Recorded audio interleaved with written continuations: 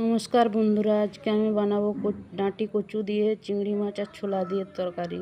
প্রথমে ডাঁটি কচুটাকে খুব সুন্দরভাবে কেটে নিয়েছি, তারপরে নুন হলুদ দিয়ে এটা ভাপিয়ে জলটা ফেলে দিতে হবে, নাহলে চুলকাতে পারে। ওই জন্য আমি নুন আর হলুদ দিয়ে ডাঁটি কচুটাকে সেদ্ধ হতে দিয়েছি।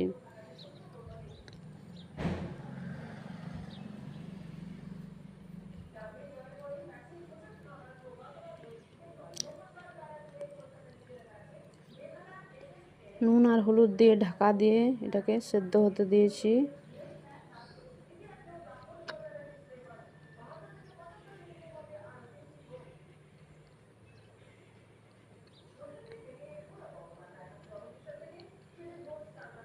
এরপর আমি মশলা বেটে নিচ্ছি, জিরে, শুকনো লঙ্কা আর পেঁয়াজ। বাস এইটুকু মশলা দিলেই হবে, আর কিছু দেওয়ার দরকার নেই। আমি সিলভারটাতে বেটে নিচ্ছি, আপনারা চাইলে এটাকে গ্রাইন্ডারেও গ্রেট করে নিতে পারেন। তবে সিলভারটায় তৈরি মশলার স্বাদ খুব সুস্বাদু হয় খেতে তরকারি, আর আমাদের বাড়িতে সিলভারটারই বেশি ব্যবহার করা হয়। মশলাটা খুব সুন্দরভাবে আমি বেটে নিচ্ছি।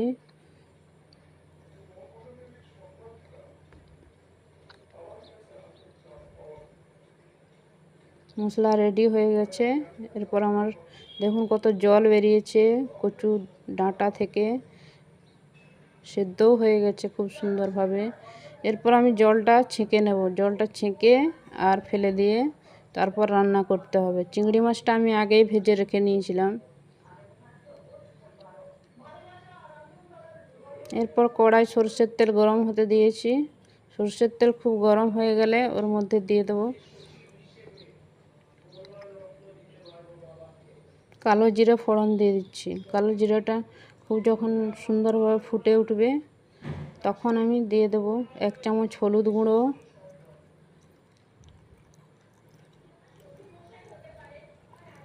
1 চামচ লঙ্কার গুঁড়ো, 1 চামচ হলুদ গুঁড়ো, তাতে কালারটা খুব সুন্দর আসে। প্রথমে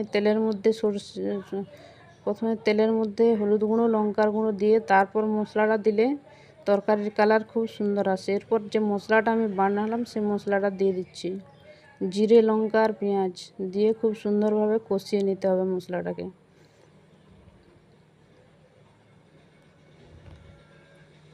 খুব সুন্দরভাবে কষিয়ে নিয়েছি। এরপর আমি সেদ্ধ করা কচুটা দিয়ে দিচ্ছি। জলটা ঝরিয়ে জলটা ছেঁকে ফেলে দিয়েছি। এরপর কচুটা দিয়ে কচুটাকে খুব সুন্দরভাবে কষিয়ে নিতে হবে 5 থেকে 10 মিনিট ধরে। ওর থেকে আবার অনেক জল বেরোবে, আর এই তরকারিতে কোনো জল দেওয়ার কোনো দরকার নেই। আর দিয়ে দিচ্ছি ভেজানো ছোলা, দিয়ে ভালোভাবে কষাতে হবে। তারপর দিয়ে দিচ্ছি পরিমাণ মতো নুন, আর ব্যালেন্স করার জন্য দিয়ে দিচ্ছি চিনি। আরও অনেক জল বেরিয়েছিল, সব জল শুকনো করে নিয়েছি। তারপর অর্ধেকটা লেবু নিচড়ে দিয়ে দিচ্ছি যাতে না চুলকায়। অনেক কচু খেলে গলায় চুলকায়, তাই লেবু দিয়ে দিলে আর সে চুলকানো ভাবটা থাকে না। এরপর আমি যে চিংড়ি মাছটা ভেজে রেখেছিলাম সেই চিংড়ি মাছ ভাজাটা দিয়ে দিচ্ছি, দিয়ে আবারও খুব সুন্দরভাবে কষিয়ে নিব যতক্ষণ অবধি জলটা টেনে যায়। আপনারা বাড়িতে এইভাবে বানাতে পারেন কচুরলতি।